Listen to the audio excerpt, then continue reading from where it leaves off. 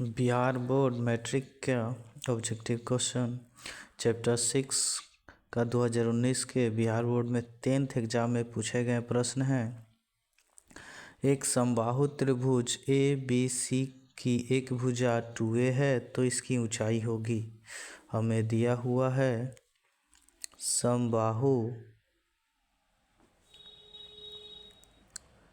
त्रिभुज की एक भुजा जिसे हम ए से सूचित करते हैं, ये 2a दिया हुआ है और हमें निकालना है समबाहु त्रिभुज की ऊंचाई।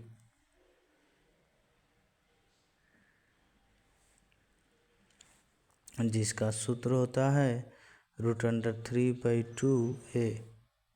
√3/2 इंटू a का मान हमारा 2a है, 2 से 2 कट जाएगा तो √3 और a बच जाएगा, जो ऑप्शन नंबर बी है यह हम लोग का आंसर हो जाएगा बी।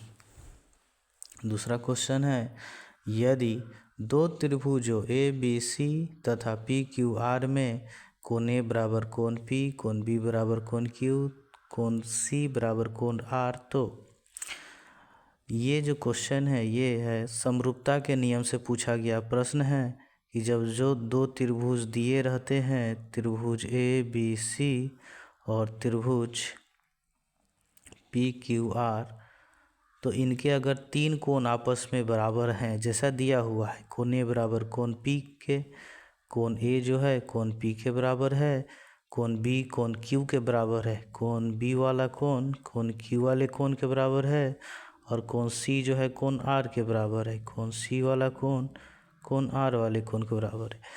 तो ये तीनों कोण बराबर हैं जिसे हम लोग एंगल एंगल एंगल हिंदी में इसे कोण कोण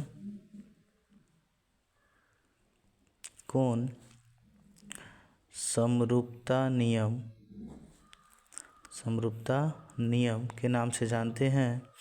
इस नियम से ये दोनों त्रिभुज आपस में समरूप हो जाएंगे। बाकी सब ऑप्शन आपको फंसाने के लिए दिया गया, जैसा क्वेश्चन में ए बी सी, तो हम लोग ए बी सी और पी क्यू आर त्रिभुज लेंगे तो हम लोग ऑप्शन नंबर डी आंसर हो जाएगा।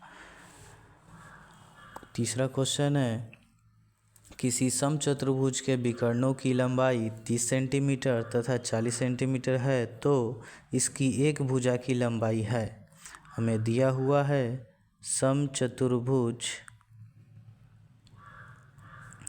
के पहला या विकर्ण जिसे हम लोग D1 से सूचित करते हैं, ये दिया हुआ है 30 सेंटीमीटर।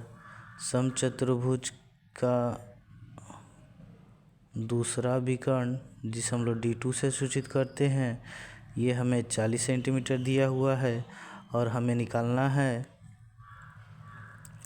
समचतुर्भुज की भुजा।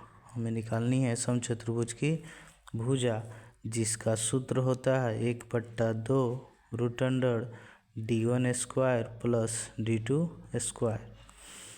1/2 √D1 का मान हम लोग 30 रखेंगे और D2 का मान प्लस D2 का मान 40 रखेंगे, इसका स्क्वायर।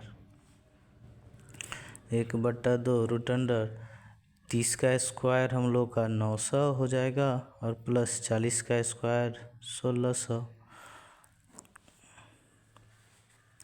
1/2 √900 और 1600 को प्लस करेंगे, जोड़ देंगे तो ये हो जाएगा 2500।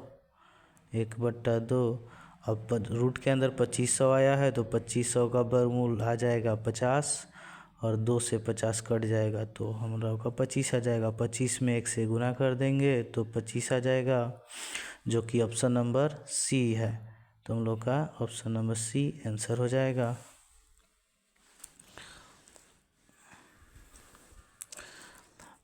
चौथा क्वेश्चन है, दो समरूप त्रिभुजों की दो संगत भुजाएं 3:5 के अनुपात में हैं तो इन त्रिभुजों के क्षेत्रफलों का अनुपात है। जैसा कि हमारे क्वेश्चन में बोला है कि दो समरूप त्रिभुज की दो संगत भुजाएं 3:5 है, तो हम लोग जानते हैं कि जब त्रिभुज समरूप हो तो उनके क्षेत्रफल का अनुपात भुजा के वर्ग के अनुपात के बराबर होता है।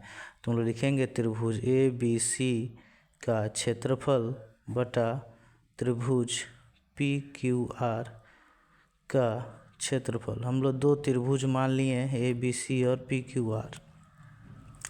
इनके भुजाओं को हम लोग ABS एक मान लेंगे और PQR है तो PQ मान लेंगे।